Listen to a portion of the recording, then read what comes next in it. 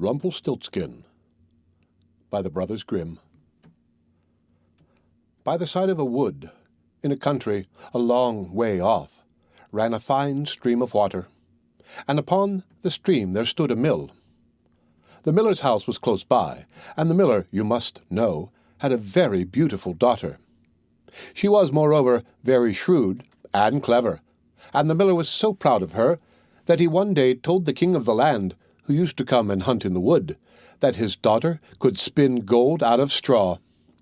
Now, this king was very fond of money, and when he heard the miller's boast, his greediness was raised, and he sent for the girl to be brought before him.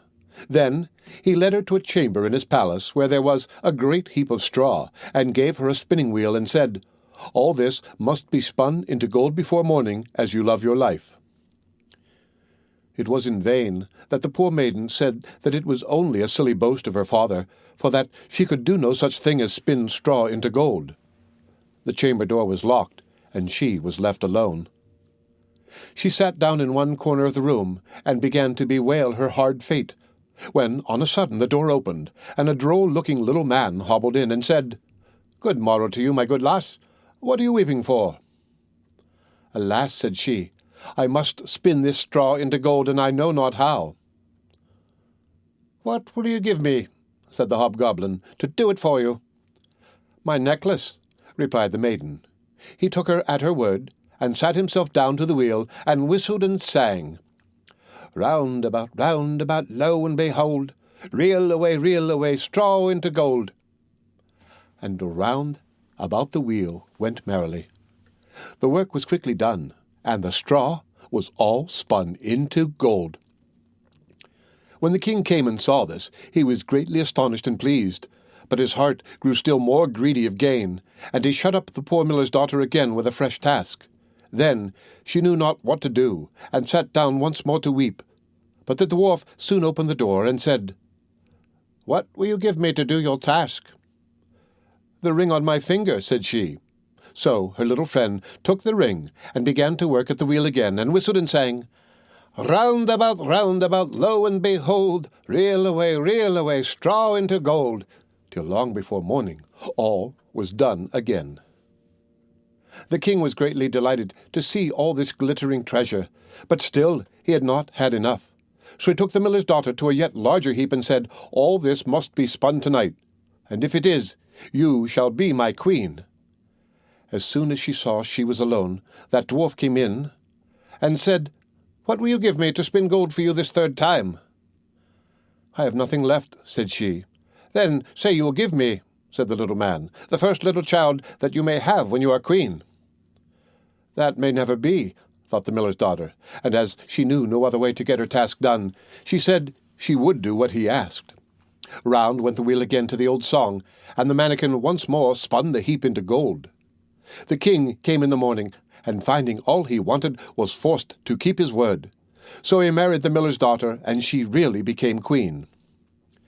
At the birth of her first little child, she was very glad, and forgot the dwarf, and what she had said. But one day he came into her room, where she was sitting, playing with her baby, and put her in mind of it. Then she grieved sorely at her misfortune, and said she would give him all the wealth of the kingdom if he would let her off.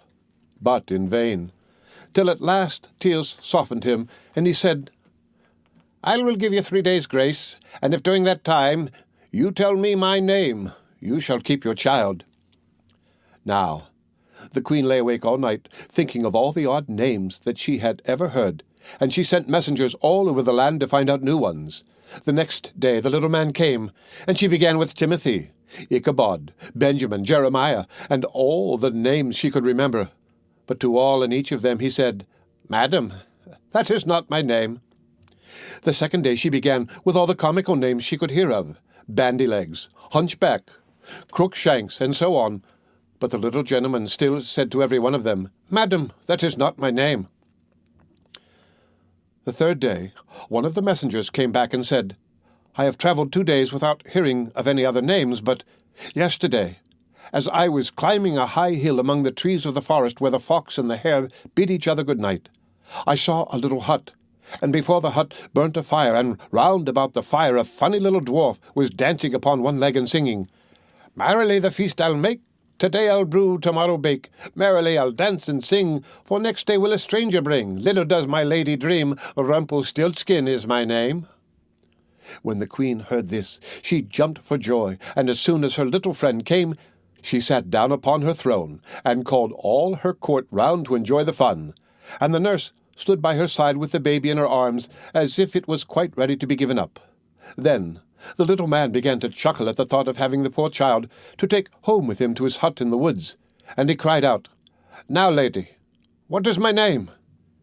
"Is it John?" asked she. "No, madam." "Is it Tom?" "No, madam." "Is it Jemmy?" "It is not." "Can your name be Rumpelstiltskin?" said the lady slyly. "Some witch told you that! Some witch told you that!" cried the little man, and dashed his right foot in a rage so deep into the floor that he was forced to lay hold of it with both hands to pull it out. Then he made the best of his way off, while the nurse laughed and the baby crowed, and all the court jeered at him for having had so much trouble for nothing, and said, "We wish you a very good morning and a merry feast, Mr. Rumpelstiltskin." The End of Rumpelstiltskin by the Brothers Grimm. Read by Rick Kishner for Lit to Go on the web at fcit.usf.edu.